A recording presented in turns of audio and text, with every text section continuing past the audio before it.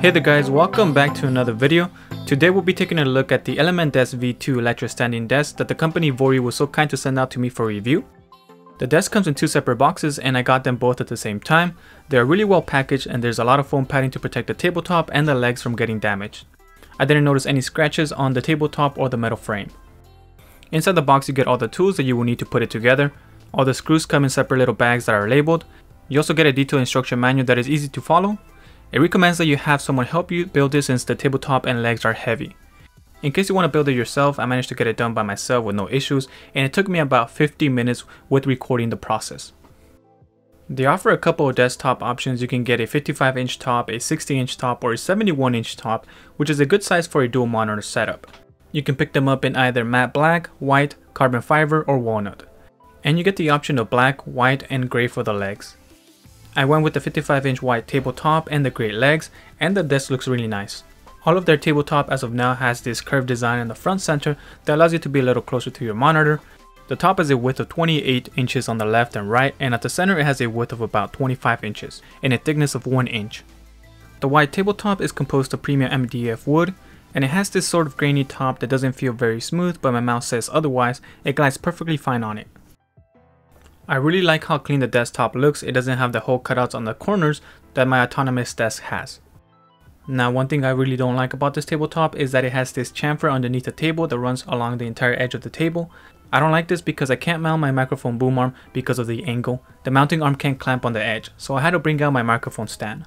This will also be an issue if you're trying to mount your monitor on your monitor arm, since most of the clamps are close to the edge. Unless you can find one that has a deeper depth, then you should be okay. As you can see here, there's a gap between the clamp and the bottom of the desk. I barely managed to make it work. I just can't move it much or it begins to lose its grip. Now if you aren't planning on mounting your monitor or having anything else mounted on the edge of the desk, then you won't have any issues with this desktop. Another minor thing is that I have to place my cable organizing clips on the bottom of the desk at an angle. The 55-inch tabletop barely managed to fit my dual monitor setup with my PC on top of the desk. I like to keep my PC on the desk for easier access to the back of it and to switch out components. My left monitor is a 27-inch Quad HD 144Hz gaming monitor from LG. The right one is a 28-inch 4K monitor from Samsung that I use to edit my videos. I can see this working out just fine with two 24-inch monitors. This desk has a dual motor that has a lifting weight capacity of 300 pounds, so it will handle most of your setups. It is also relatively quiet with a noise level below 45 decibels, and here's a quick audio sample of what the motors sound like.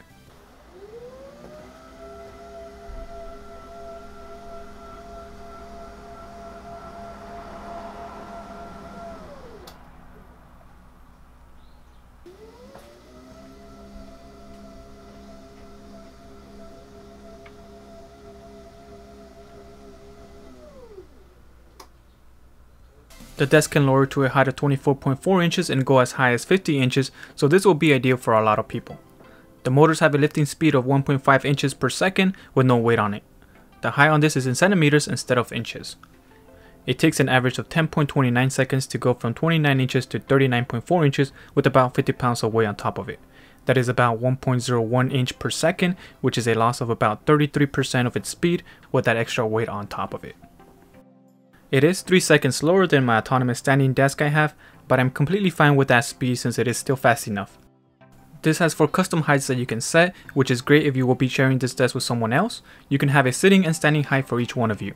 I have 3 heights that I set. I have my sitting one at 29 inches and my standing one at 39.4 inches, and the third height is only slightly higher than my sitting one for when I'm in my virtual class and I want to lean against my desk to take notes, and it also helps me sit up a little more upright. This desk is also great to use to shoot some B-roll on.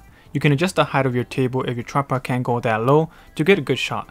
You have a little bit more flexibility with this. So I've been using this desk for a little over 2 weeks now, and I raise and lower it about twice a day with the consistent experience and no issues. The desk is wobbly at its highest point, and at 39.4 inches is also quite wobbly. But nothing has fallen off my desk and I have most of my items near the edge. The overall experience with this desk is good, although for me personally it would have been great if I could clamp my boom arm on the side. A nice thing about this desk is that it comes included with a cable tray to hide the power supply and some of its cables. They also included a couple of adhesive cable clips. You get a decent amount of space to route some cables underneath the desk. I ended up using some of the larger cable management clips I bought a while back and some of the raceways to tidy up the mess of cables. I was able to put my headphone holder underneath the right side of the desk. I also routed some cables on the left side of the metal frame. And this is what the underneath of my desk ended up looking like. It's not the best work, but it makes it look a little better. The metal frame does conceal some of the cable mess that you have underneath the desk, which is nice. Adjustable standing desks are really great. Once you start using them, you're going to want all your desks to do this. If you have back problems, this is a great way to alleviate some discomfort that you get from sitting down all day. I have an ergonomic chair that does a great job at keeping me comfortable for hours, but since we are now working from home and going to school from home, I'm sitting down in front of my computer almost all day, and having an adjustable desk really helps reduce some fatigue.